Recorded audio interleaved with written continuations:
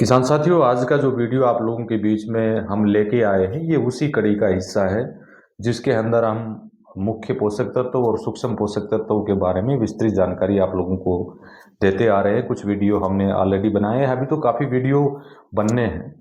तो आज उसी कड़ी में हम सबसे महत्वपूर्ण हमारा सूक्ष्म तत्व जो है जिंक के बारे में आप लोगों के बीच में इस वीडियो के माध्यम से चर्चाएं साथियों करेंगे। जिंक की कमी आने के मुख्य कारण क्या होते हैं, जिंक की डेफिशिएंसी अगर आपकी क्रॉप में आ जाए तो उसके क्या लक्षण आपको दिखाई देते हैं और इसकी पूर्ति जैविक तरीके से यानी प्राकृतिक तरीके से इसकी पूर्ति आप कैसे करें ताकि आपकी फसलें जो है प्रभावित ना हो, आपका उत्पादन साथियों कम ना हो। तो किसान साथियों नमस्कार, मैं अमित महिला डीकेसी फार्मिंग यूट्यूब चैनल के ऊपर आपका हार्दिक स्वागत है, अभिनंदन है। अगर आप नए आए हो तो चैनल को सब्सक्राइब करके बेल आइकन घंटी को दबा के ऑल पर क्लिक करें ताकि आगे आने वाले वीडियो का नोटिफिकेशन साथियों आपको मिल सके। साथियों सबसे पहले तो हम बात करते हैं कि जिंक की डेफिशिएंसी हमारे खेतों में क्यों आती है, इसका मुख्य रीजन क्या है।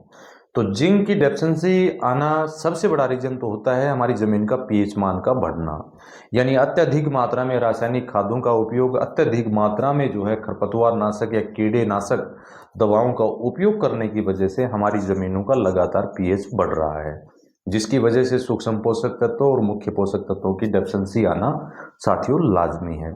दूसरा, हमारी जमीन का जीवांश कार्बन कम होना यानी ऑर्गेनिक कार्बन का कम होना। पहले भी मैंने काफ़ी वीडियो में आप लोगों के बीच में चर्चाएं की हैं, बताया है कि हमारी जमीन का सबसे महत्वपूर्ण पार्ट जो है वो जैविक कार्बन है, ऑर्गेनिक कार्बन है, जीवांश कार्बन है। इसका मेंटेन करना साथियों बहुत ज़रूरी है, भले ही चाहे आप उसमें रासायनिक फार्मिंग करते हो या जैविक फार्मिंग करते हो।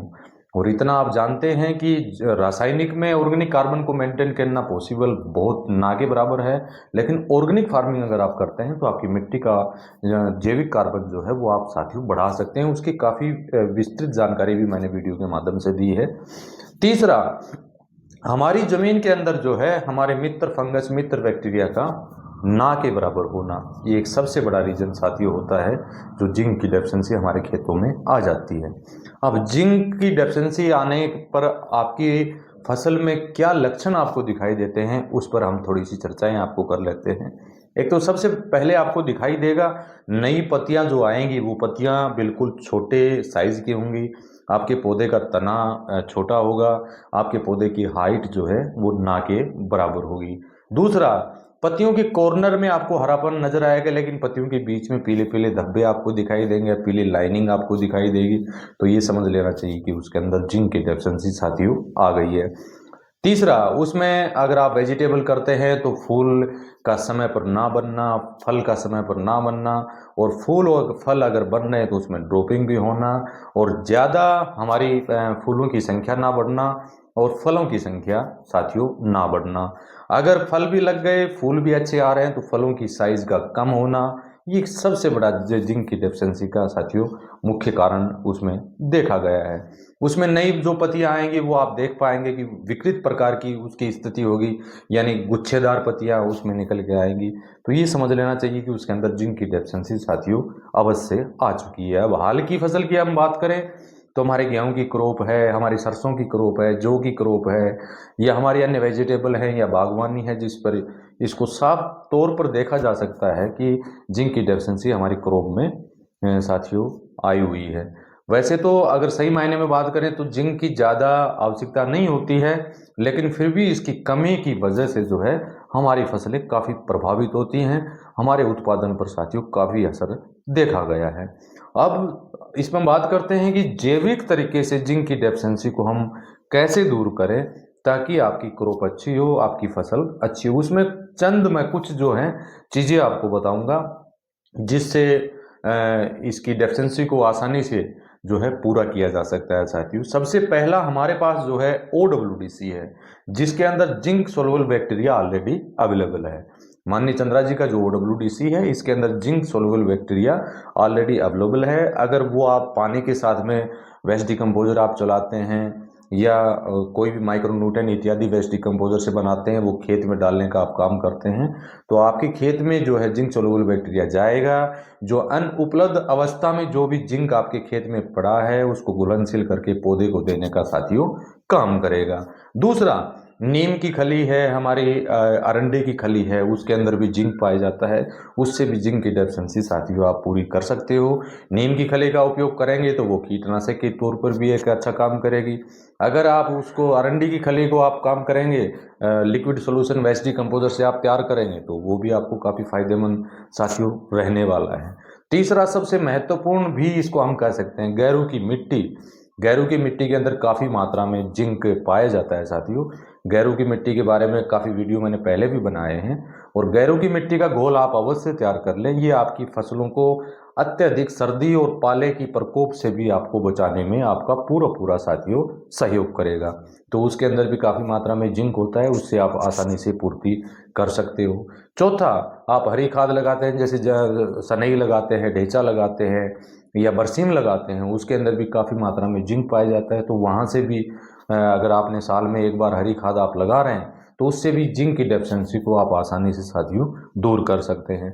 अगला, जो आप वाम यूज़ कर रहे हैं, NWDC आप अपने खेत में यूज़ कर रहे हैं, उसकी वजह से भी आपके खेत में जो है जिंक की डेफिशिएंसी को दूर करने का काम करें, क्योंकि वाम जो माइक्रोराइजा आपका है, वो सबसे बड़ा रोल इसका यही है, जो भी हमारे खेत में मुख्य पोषक तत्व, सूक्ष्म पोषक तत्व जो अनुपलब्ध अवस्था में पड़े हैं, जो पौधा जिनको ग्रहण नहीं कर सकता है, उनको घुलनशील करके जो है पौधे को देने का काम, पौधे को पहुंचाने का काम जो है इत्यादि ये दोनों उत्पाद साथियों करेंगे। वैसे वेस्ट डिकम्पोजर आपको मैंने बताया है, जिसके अंदर जिंक सोल्यूबल बैक्टीरिया ऑलरेडी काफ़ी अच्छी मात्रा में जो है, काफ़ी अच्छे अनुपात में जो है उसके अंदर साथियों उपलब्ध है। और अन्य कुछ चीज़ें हैं जो जैविक तरीके से आप पहले भी करते आए होंगे। यहाँ पर हमारा एक सवाल सबसे बड़ा ये भी रहेगा कि सरसों की खली का अगर हम उपयोग करें तो उसमें क्या जिंक की मात्रा, हाँ होती है, लेकिन उतनी मात्रा नहीं होती है जितना कि आप उसमें देख रहे हैं, उसमें उतनी मात्रा में जिंक नहीं पाया जाता है।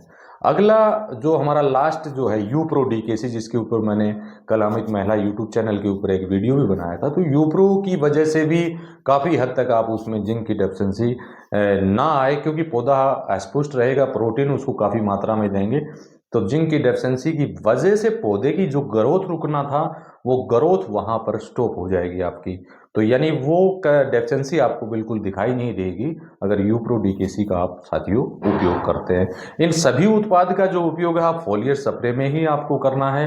इन सभी से, जैसे वाम है, OWDC है, NWDC है या यूप्रो है, इनको मिला के भी आप अपने खेत में डालने का काम साथियों फोलियर स्प्रे में आप कर सकते हैं, और इनको पानी के साथ भी चला सकते हैं। काफ़ी बार किसान साथी कहते हैं कि कितनी मात्रा में घोल देना चाहिए। मैं तो ये कहूँगा कि जितना आप दे पाएँ आसानी से, उतनी मात्रा में जो है सोल्यूशन पानी के साथ जाने दीजिए, क्योंकि जितना आप उसमें डालोगे उतना अच्छा बेनिफिट साथियों आप यहाँ से उठा पाएंगे।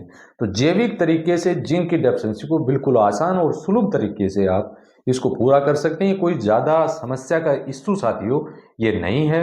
सबसे ज़रूरी है रासायनिक को धीरे धीरे आप कम करने का प्रयास करें, और वो आप आसानी से साथियों कर पाएंगे। वीडियो को ज़्यादा लंबा नहीं करूँगा, आने वाले समय में अन्य किसी जानकारी की लेके फिर हम आप लोगों के बीच में हाजिर होंगे। तब तक के लिए नमस्कार, जय हिंद, जय भारत।